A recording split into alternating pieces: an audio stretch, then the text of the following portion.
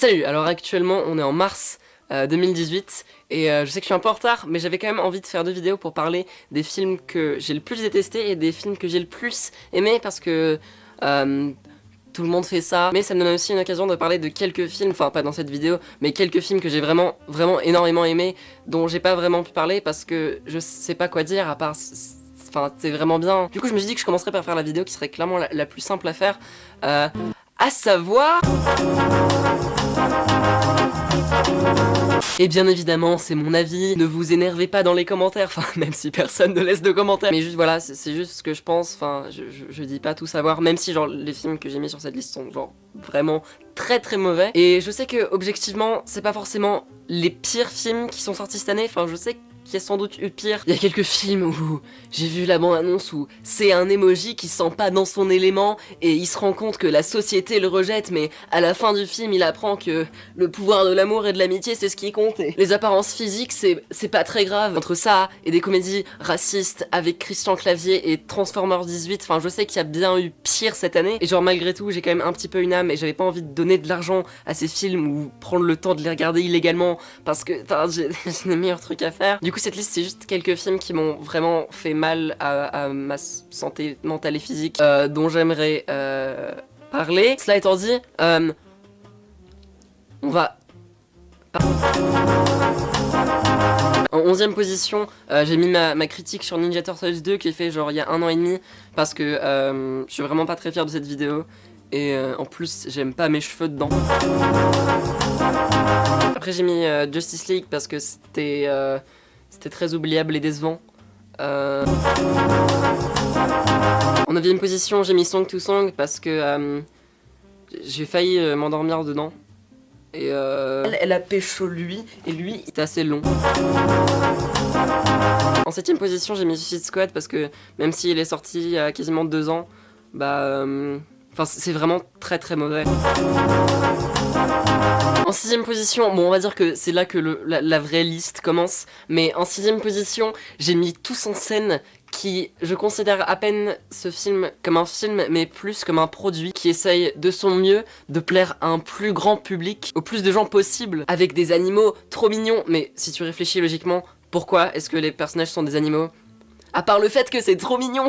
Enfin, ça n'a aucun sens. Véritablement, ce film essaye juste de plaire à tout le monde avec des chansons que tout le monde connaît. Ça parle d'histoire de sortir un peu de sa bulle et ne pas laisser les gens juger qui tu es en tant que personne. Et si on a des personnages mal écrits, bah c'est pas grave parce qu'ils sont mignons. En fait, chaque personnage est précisément fait pour plaire à un certain type de personne, pour que tout type de personne puisse s'identifier, mais ça a aucune personnalité. C'est juste, tout est fait de manière totalement basique. L'humour ne fonctionne pas du tout, les personnages sont des stéréotypes totales. Ce film n'a vraiment pas d'âme, il n'a pas de raison d'exister, cette histoire a déjà été faite tellement de fois, mais en mieux. Le studio Illumination, enfin... Je crois qu'ils ont pas fait un seul bon film. C'est tous juste des produits qui sont faciles à faire, l'animation est dégueulasse parce qu'elle est hyper cheap à faire. Et du coup tu te retrouves avec un film comme Tous en scène qui... Ah, c'est un divertissement sympathique, la musique est bien, il y a des animaux mignons, mais ça a pas d'âme. Il y a tellement de films qui ont plus de charme et qui font tout ce que ce film fait, mais genre en mieux. Et c'est frustrant d'avoir des films pour enfants comme ça qui marchent. Parce que c'est vraiment le cancer. Bon là du coup ma caméra a arrêté de fonctionner, du coup je dois le refaire en voix off. Mais en 5ème position j'ai mis un film qui s'appelle Valérian et la cité des 1000 planètes, qui était une catastrophe. Enfin, c'était juste ouf de voir à quel point ils ont gâché tellement d'argent sur ce film alors que personne n'est allé le voir. Juste fondamentalement, ce film est tellement mal construit, rien qu'au niveau du rythme. Le film fait 2h20, les premières 20 minutes, même si il y a quelques idées intéressantes au début du film, elles passent hyper rapidement. Puis après dans le deuxième acte, il y a littéralement aucune intrigue, il se passe rien, et vu que t'es pas du tout investi dans l'histoire, enfin, ça tient pas du tout debout. Pendant tout le film, j'arrivais pas à croire une seule seconde ce que le film essayait de me dire. Enfin, je veux dire, les personnages sont tellement superficiels, tout est tellement basique en termes de science-fiction, à part quelques choix dans le film qui sont vraiment très étranges. Et c'est dommage parce qu'il y avait quelques bonnes idées, puis beaucoup de gens disent que la BD est absolument géniale, mais... Enfin, je veux dire, aussi bien visuellement qu'au niveau du scénario lui-même, on n'y croit pas une seule seconde et c'est super dommage. Et c'est juste choquant de voir à quel point ce film est mal écrit. Enfin je veux dire, les personnages sont d'une platitude. Le personnage de Dan Dihan, il essaye de faire ouais, moi je suis le beau gosse musclé, mais enfin je veux dire, je vais pas juger sur les apparences physiques parce que s'il te plaît, tu m'as vu. Mais c'est juste que, enfin, Dan Dihan et le personnage qui est censé être Valérian, ça va pas du tout ensemble. Enfin, il est tout maigre et tout. Et lui et Clara Delevingne, genre non, aucune alchimie. Même visuellement, tout le monde dit waouh, les effets visuels m'ont époustouflé, mais le scénario était un peu décevant. Je donnerais 4 sur 5, ça n'a aucun sens. Enfin, même les effets visuels, tu te crois pendant tout le film dans un jeu vidéo, et au bout de, je sais pas, 2h20 je crois, ça devient totalement lassant, et ils ont mis tellement de budget là-dedans, mais t'y crois pas une seule seconde, c'est tellement fake. Il y a le personnage de Rihanna qui arrive et qui fait un striptease alien bizarre, et puis après elle meurt parce qu'elle dit ouais, c'est vraiment trop dur d'être une immigrée. Comment tu veux qu'on ressente quelque chose quand elle meurt, quand t'as introduit son personnage il y a 10 minutes? Ce film est juste tellement mal construit. Ça fonctionne pas du tout en tant que film de science-fiction, et puis c'est tellement ennuyeux. Genre pour 2h20, l'intrigue arrive pas du tout à rester debout. Donc c'était très douloureux. Et en quatrième position, il y a un petit film qui s'appelle Underworld Blood Wars. Vous pouvez aller voir ma vidéo dessus. Je me souviens absolument de rien de ce film. Ça doit être une des sagas dont on en a le plus rien à foutre. Enfin vraiment, ce film a littéralement rien pour se démarquer. C'était banal, c'était oubliable. Le CGI était hyper mal fait. Enfin, je sais pas quoi dire que j'ai pas déjà dit. Enfin, personne n'allait voir ce film et personne l'a vu. C'est genre toutes les maladies sexuellement transmissibles en un film. C'est tout ce que je peux dire. En troisième position, il y a une comédie américaine qui s'appelle Fist Fight. C'était juste très très malaisant. Même si j'ai vu ce film tout seul chez moi, j'étais tellement malaisé par l'humour que le film essaye d'avoir. C'est tellement basique, genre le cliché de la comédie américaine. J'aimerais bien expliquer un peu les blagues pour vous donner une idée, mais j'ai un peu peur que quelqu'un rentre et que je sois en train de l'expliquer et que j'aurais juste honte, parce que ce film, ça parle d'un prof qui va se battre avec un autre prof, je sais même plus pourquoi, et il est joué par Ice Cube. No! No one would do that, no! This makes no sense! Et c'est juste, ça a tellement pas de goût ou de personnalité. C'est vraiment le type de film que je déteste le plus, c'est les films qui n'ont pas de personnalité, qui sont clairement juste faits pour un public précis, mais qui n'essayent pas de raconter une vraie histoire. Ce film ne raconte rien. C'est une comédie qui ne fonctionne même pas, parce qu'elle est même pas drôle, il n'y a pas une histoire qui arrive à la tenir debout. Enfin, ce film, c'est vraiment le néant de la comédie américaine merdique. Donc ça, c'était genre... C'était douloureux. Heureusement qu'il est pas sorti en France, parce que putain. Je suis un peu fatiguée, du coup, si je suis pas très cohérent en tant qu'humain, et j'arrive pas à parler, bah c'est pour ça.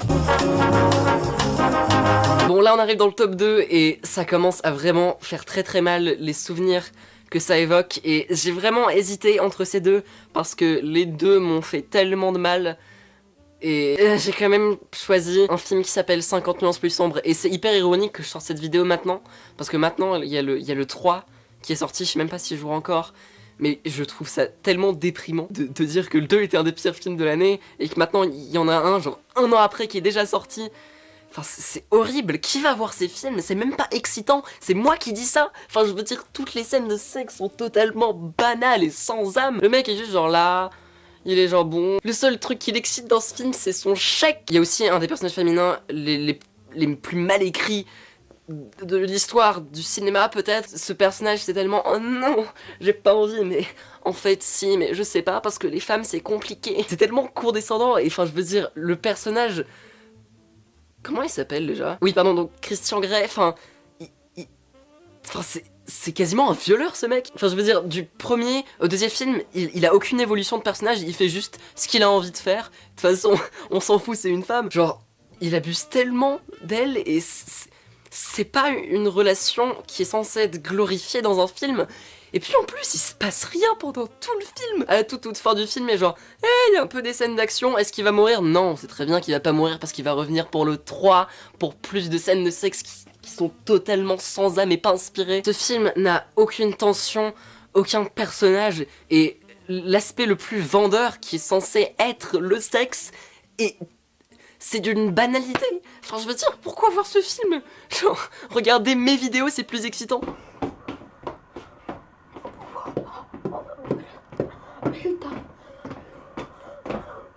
Et vu que déjà le premier film était très très mal reçu, ils auraient au moins pu changer quelques trucs, que le film se prenne moins au sérieux. Mais le pire, c'est que ce film se prend tellement au sérieux. Il a l'impression de raconter une histoire dramatique avec des retournements de situation, mais...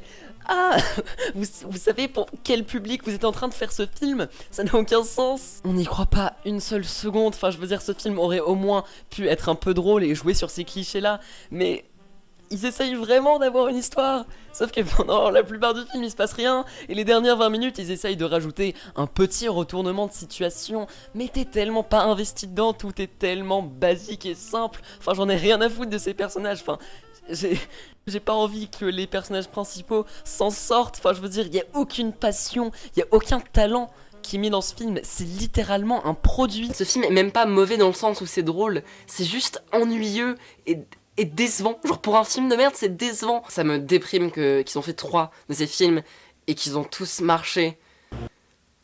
Et qu'il y aura peut-être d'autres films comme ça un jour, enfin... Bon alors oui, là encore une fois, ma caméra a bugué, faut vraiment que je change de caméra. Mais du coup, le film que j'ai choisi en première position en tant que pire film de l'année 2017, c'est un petit film qui s'appelle Gangsterdam. Et si vous vous en souvenez pas, bah c'est normal, tout le monde l'a oublié. Mais moi je l'ai pas oublié. Et je suis content de pouvoir en parler dans une vidéo et de pas juste avoir vu le film comme ça pour rien. Parce que putain, genre j'ai vu ce film au cinéma, j'ai eu la honte d'aller voir ce film juste pour faire une vidéo dessus que j'ai même pas fait au final. C'est comme si ce film essayait d'avoir un petit peu d'humour noir, mais enfin, il y a pas d'humour. C'est juste des personnages qui sont des connards. Ça ne fonctionne littéralement sur aucun niveau. Au niveau de l'histoire, c'est plusieurs mecs qui doivent aller à Amsterdam, mais ils sont en dehors de son élément. Il y a de la drogue, il y a des histoires de deal de drogue. Il y a vraiment beaucoup de tension, mais tout est tellement prévisible. Tu sais tellement dans quelle direction ça va aller. J'ai à peine besoin de l'expliquer. Ce film, enfin, juste pour vous donner une idée, dans ce film, il y a littéralement une scène où il y a genre un début de viol et il y a un viol qui est sous-entendu. Et tout est joué pour une blague. Enfin, il y a littéralement une blague genre non ironique sur le viol. Genre je veux bien faire de l'humour noir, mais c'est littéralement 2 personnages qui sont forcés. Enfin, comment ça se fait qu'il y a des gens qui sont allés voir ce film? Bon, heureusement, le film a quand même fait un flop, il a pas du tout marché, même s'il y a Kev Adams dedans. Et ça me fait plaisir parce que... Ouf. Et puis même si on peut justifier quelques blagues choquantes parce que un des personnages principaux, c'est censé être un personnage qui est un connard, c'est pas grave. Enfin non, oui, c'est un personnage qui fait exprès, enfin pour que ça soit un connard, et qui dit « Hey, on va la violer cette meuf !»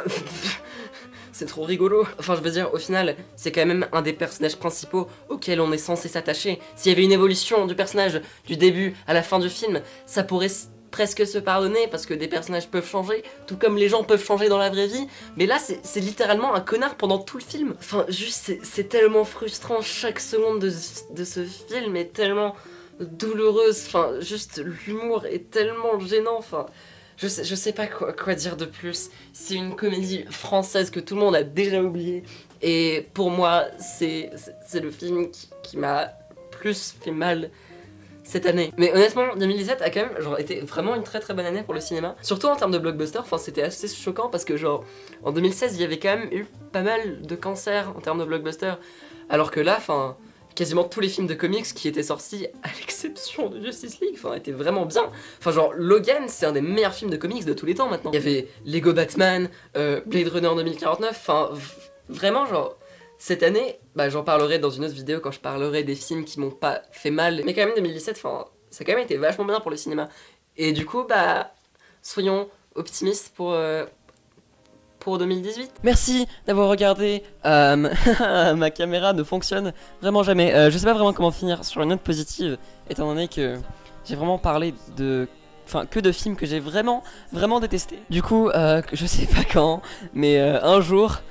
j'espère avant la fin du mois d'avril, j'aimerais bien faire une vidéo pour parler des films que j'ai aimés, de mes films préférés de 2017, parce que il y en a beaucoup, donc je pense que cette vidéo aura sans doute plus de positivité. Vous pouvez me retrouver sur Facebook, Twitter, Instagram, et j'ai aussi une deuxième chaîne YouTube, tous les liens sont dans la description, et j'ai aussi sorti une nouvelle vidéo, enfin un peu étrange, une sorte de compilation de plein de trucs que j'ai fait en 2017, que vous pouvez visionner. Donc voilà. On se retrouve bientôt pour une nouvelle vidéo. Salut. Find some time